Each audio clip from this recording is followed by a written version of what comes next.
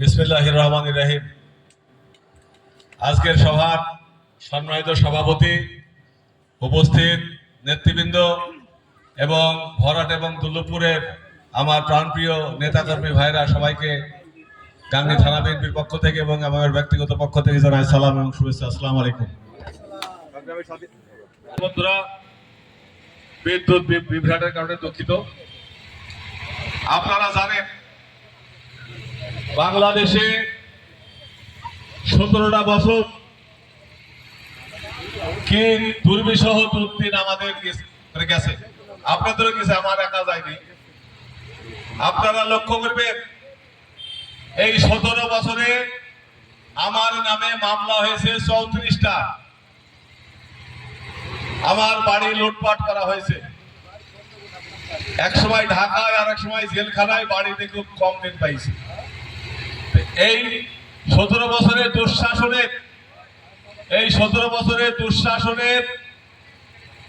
দুঃশাসন থেকে আমরা মুক্তি পেয়েছি, কিন্তু 5ই আগস্ট থেকে 5ই আগস্ট ছাত্র এবং জনতার যে বিপ্লব, এই বিপ্লবে যারা শহীদ হয়েছে, যারা গুলি খেয়ে অসুস্থ হয়ে হাসপাতালে ভর্তি আছে, তিনাদের সবারই আত্মার মাগফিরাত কামনা করছি এবং যিনারা অসুস্থ আছে তিনাদের সুস্থতা কামনা করে আপনাদের সামনে দুটি কথা বলতে চাই। বন্ধুরা আমার, আজকে ভরাট এবং দুর্লভপুরের যে সমস্ত ভাইরা আওয়ামী লীগ করেন, তাদের কাছে কিছু প্রশ্ন আছে আমার। 17 বছরে আওয়ামী লীগের লোকও কিন্তু ভোট দিতে পারছে। 17 বছরে যে কটা নির্বাচন হয়েছে, যারা আওয়ামী লীগ করেছে তারাও কিন্তু ভোট সেন্টারে যাইতে পারেনি। কেন?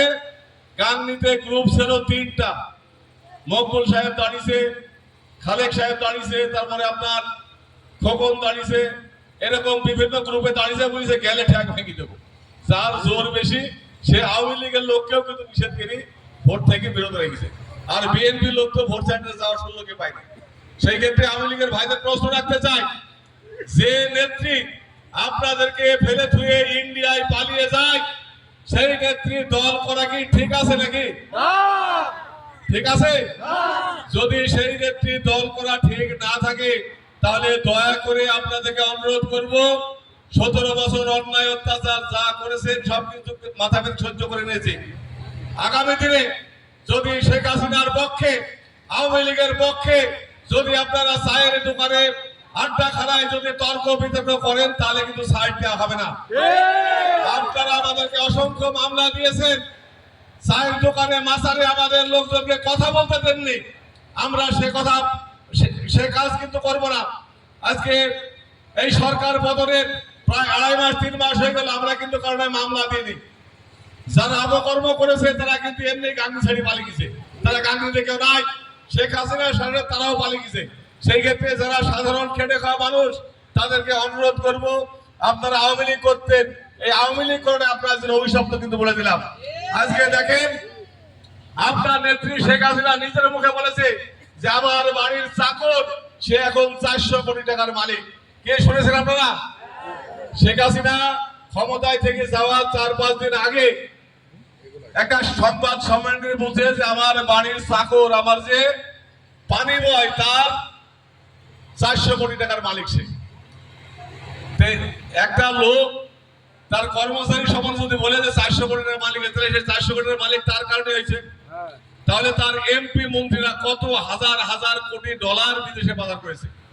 কয়েকদিন আগে দুদক একটা সমীক্ষা দিয়েছে, সেই সমীক্ষায় ভূমি প্রতিমন্ত্রী তার লন্ডনে 360টা বাড়ি, 360টা।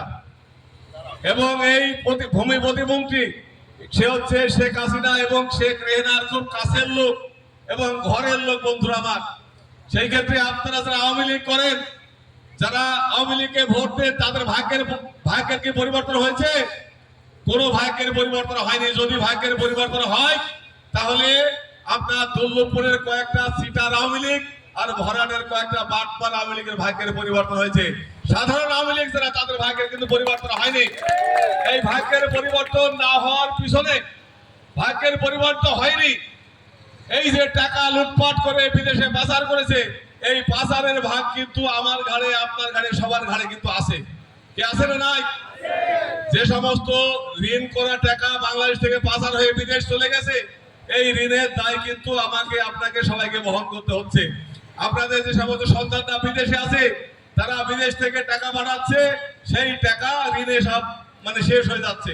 বন্ধুরা আমার, আপনারা লক্ষ্য করেছেন মোবাইল কোম্পানিগুলা এমন ভাবে সুসতর ভাবে টাকাগুলা কেটে নিয়েছে। মোবাইল কোম্পানিগুলো 100 টাকা ফ্লাক্সি লোড দিলে আওয়ামী লীগের আমাদের 37 টাকা ধরেন সরকারের ঘরে চলে গেছে, সেই টাকা লুটপাট হয়েছে।